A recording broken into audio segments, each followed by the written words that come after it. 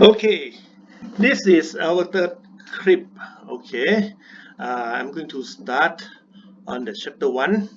On this chapter 1, we're talking about the type of structure and load.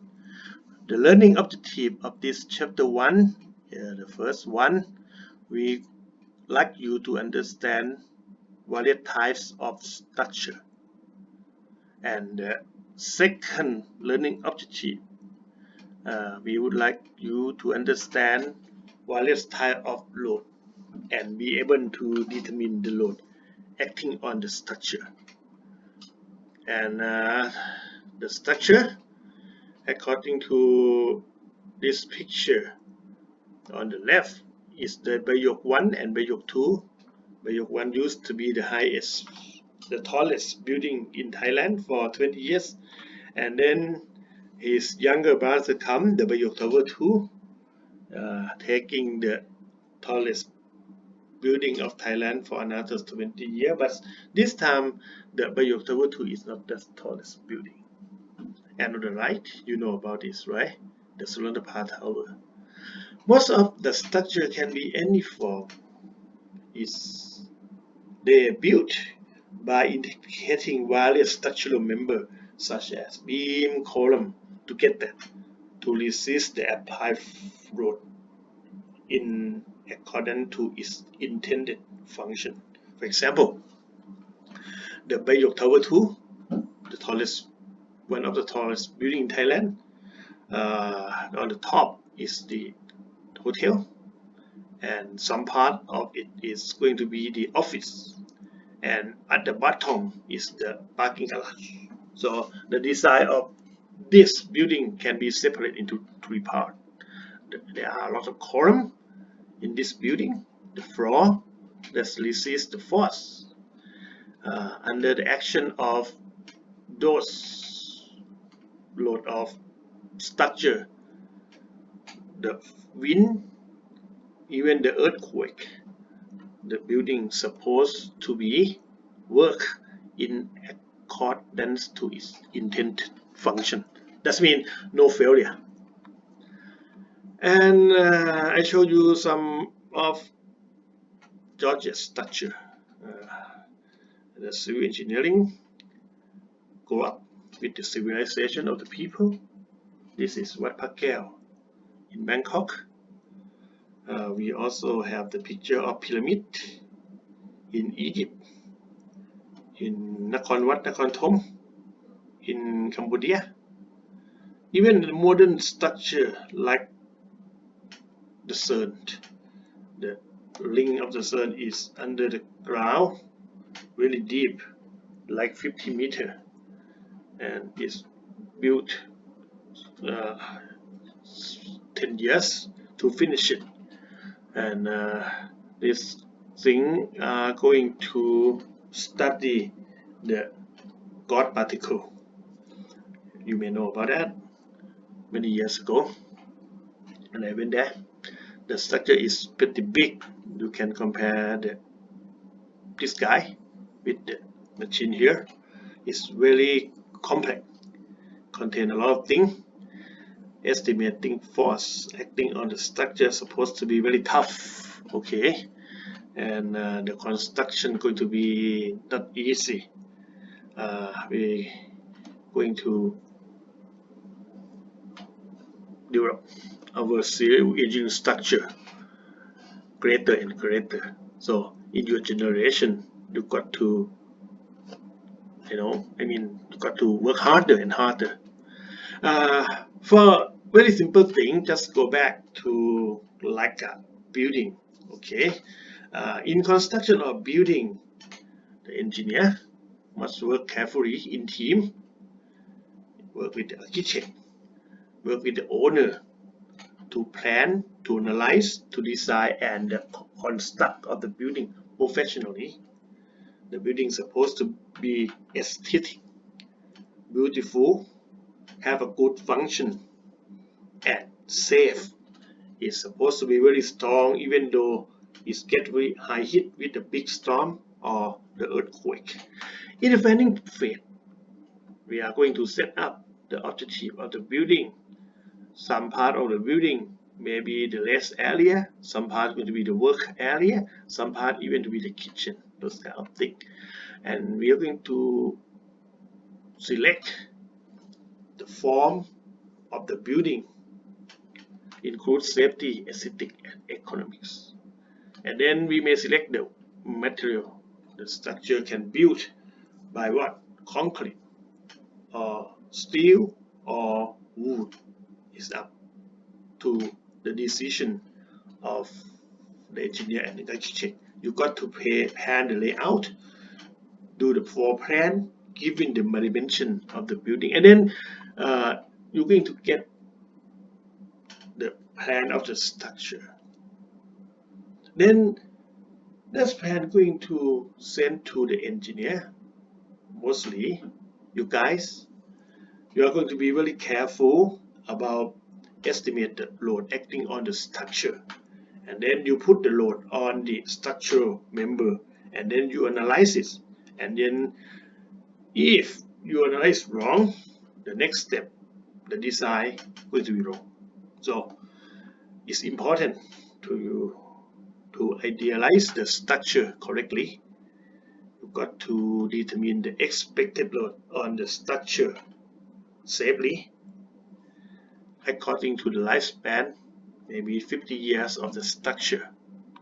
And you're going to analyze the structure member and the structure correctly to determine the most critical internal force and moment and related displacement.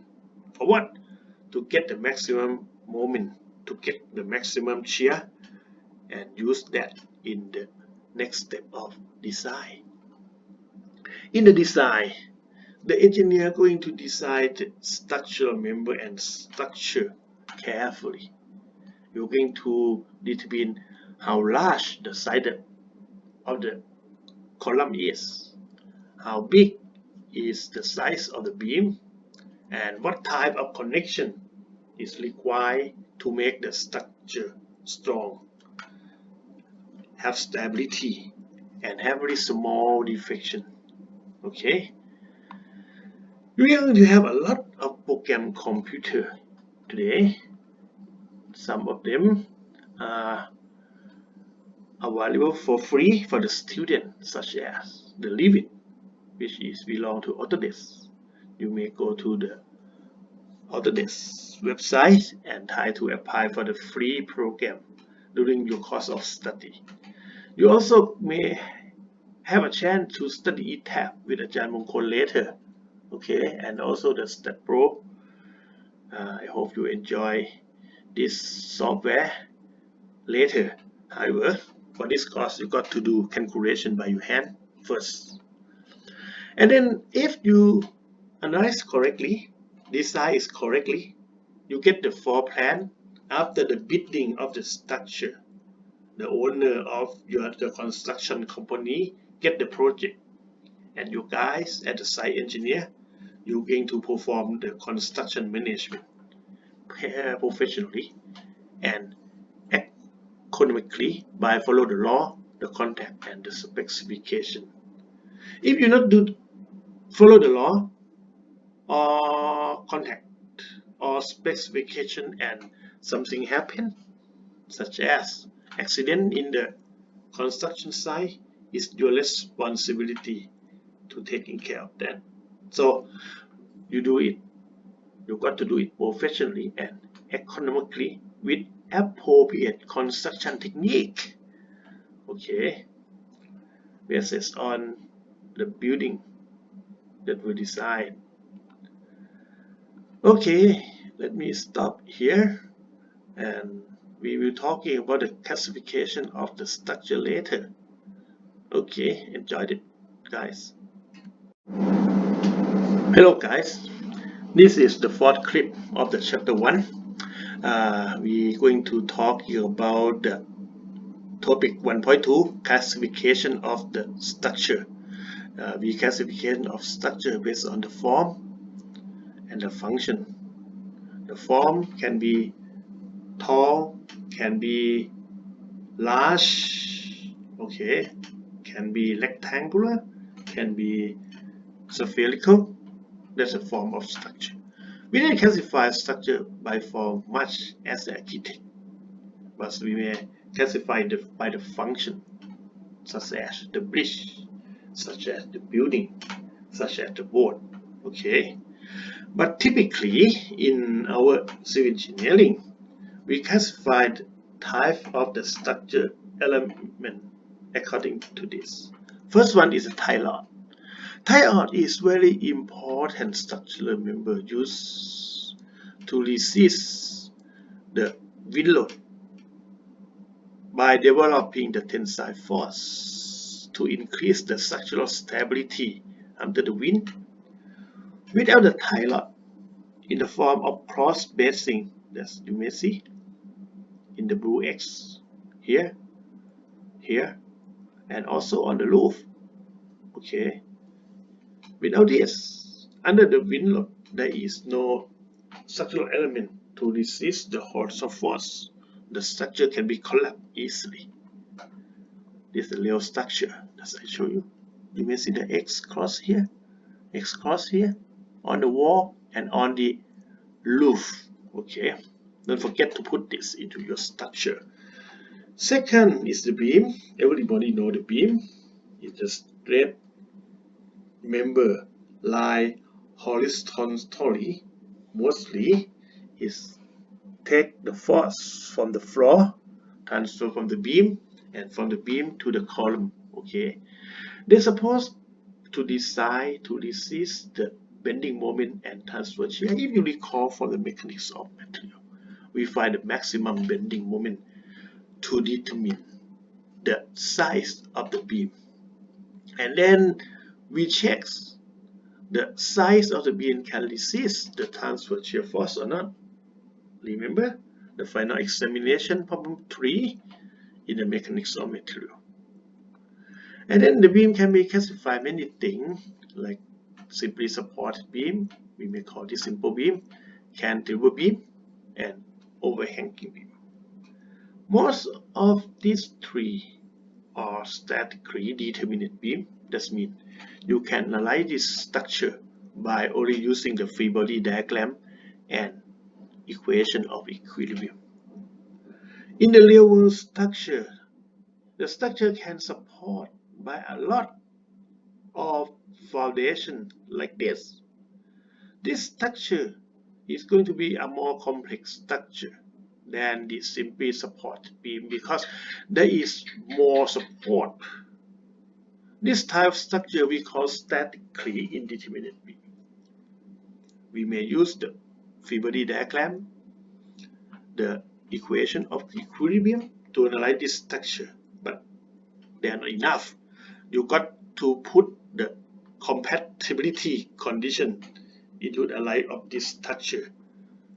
Okay, you may recall from the chapter 4 or chapter 5 of the mechanics of material to analyze this structure, and then we will study this structure in the last chapter of this course. Okay, talking about the steel beam, the section of steel beam will look like the eye of the H like this. The top part and the bottom part of this we call them flank. The flank resist the tension and compression. Due to the eccentricity of these forces, they are in combination to resist the applied moment. And the web have another function that's used to resist the internal transfer force. And another thing is the reinforced concrete. In the reinforced concrete, the concrete is going to cover the steel. The concrete can take lots of compression, so we design the reinforced concrete beam by letting most of the compression on the top of this beam. This is by the concrete. Only small part. This is by the steel. However, large parts of the tension will resist by the steel.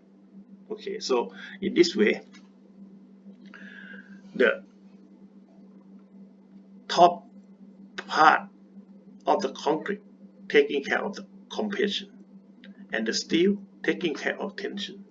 Due to the intensity of compression and tension, this section can resist the moment very the same as the steel section. And we have the stirrup or leg bow. This is going to taking care of the shear force. Okay, stirrup, like the web of the I-beam. And then during the construction, you may see the detail of the steel. And if you take a look at this picture, you can see that it's very complicated to build. So you're going to be really careful to put the steel in the correct place. Okay. And nowadays, the detail of the beam can be in both 2-dimension and 3-dimension like this. So you got to learn more about the detail of the structure later. For the column is the vertical member usually used to resist the compression transferring from the floor to the beam and the beam to the column. And the column can be long column and short column. You may recall from last chapter of the mechanics of material, talking about the buckling of the column. This is the example of column, and you may see the bracing between the column here. And then you may recall that this bracing will reduce the effective length of the column and make the column can take the load larger. And then if the column subjected both to compression and moment, we call this is the beam column. We can find the beam column in the frame. Most of the column in the frame, they are subject to both axial compression and bending moment simultaneously. Next, the truss. You may recall the truss can be on the roof of the building or maybe on the bridge. Okay. For the roof, the force from the metal sheet will transfer to the purlin, and from the purlin to the truss, and from the truss to the support. In the real structure, the roof is in 3 dimensions. Luckily, we can simplify the roof into 2 dimensions as we studied before. The bridge truss also subjected to the force. The weight of the vehicle will act on the floor, and then is transferred to the stinger, and transferred to the floor beam, and transferred to the truss. And then it's transferred to the support of the truss. Okay. Truss is good for the span of 9 to 40 meters. So you may see most of the roof of the canteen that we have here built by the steel truss. Okay. From the steel truss subjected to the force like this, the bottom member going to be in tension, and the bottom and the top member is going to be in compression. So if you cut the section like this, you may model the member, the portion of the truss, the bottom in tension and the top in compression like this. And then truss is very effective, okay, due to its lightweight to build the bridge or the roof truss.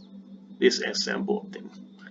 And truss also built on the large structure as this bridge to taking care the weight of the train that's move along the truss. And next, there are new structure, that's cable and the arch.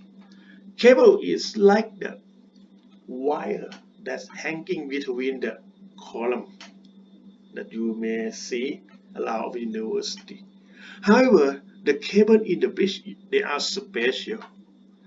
They are flexible. They can resist very large tension. So they are used to build very large bridge. This one is Golden Gate Beach in San Francisco.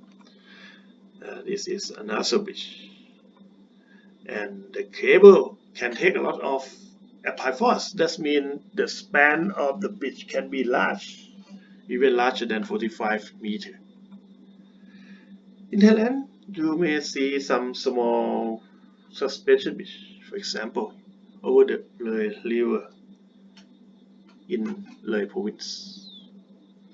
And there are some special type of the bridge that's called the suspension cable stay bridge. They are different from the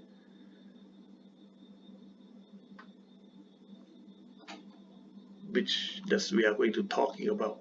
Okay, the suspension bridge is not the same as cable stay bridge.